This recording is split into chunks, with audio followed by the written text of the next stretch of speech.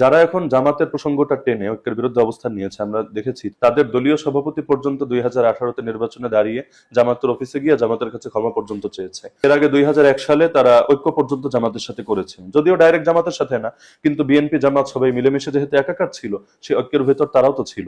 এখন তো আমরা ঐক্য নিয়ে কোনো কথা বলছি না, আমরা আসন সমঝোতার কথা বলছি। আসন সমঝোতা মানে কি? এই আসনে আমি দাঁড়ালাম, তো আরেকটা ইসলামী দল প্রার্থী দিবে না, আরেক আসনে আপনি দাঁড়ালেন, সেখানে অন্য ইসলামী দল প্রার্থী দিবে না। তো এভাবে যদি আসলে একটা আসন সমঝোতার ভিত্তিতে ঐক্য হয়, এখানে আমার আকীদার দায় আপনার উপর কেন যাবে, আপনার আকীদার দায় আমার উপর কেন আসবে? জামাতের সাথে আমাদের মতভিন্নতা ছিল, এখনো আছে, কোনো সন্দেহ নেই। এটা জামাতও স্বীকার করবে, আমরাও স্বীকার করব। তাদের দৃষ্টিতে তাদের অবস্থানটাই সঠিক, আমাদের দৃষ্টিতে আমাদের অবস্থান সঠিক।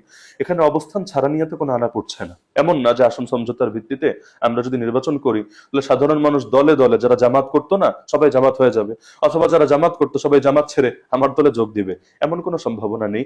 বরঞ্চ আমরা বিচ্ছিন্নভাবে নির্বাচন করলে পুরো দেশে যেই কয়টা আসন পাবো, আমরা এক আসনে একজন প্রার্থী যাই, এই যে আমরা মাঠে শুনতে পাচ্ছি যে হুজুর আপনারা যদি শুধু এক থাকেন আমরা আপনাদের সাথে মানে জান প্রাণ দিয়ে লড়াই করব, কিন্তু আপনাদের ভেতরে যদি দলাদলি হয় তাহলে তো আমাদের মধ্যেও শক্তিটা ভাগ হয়।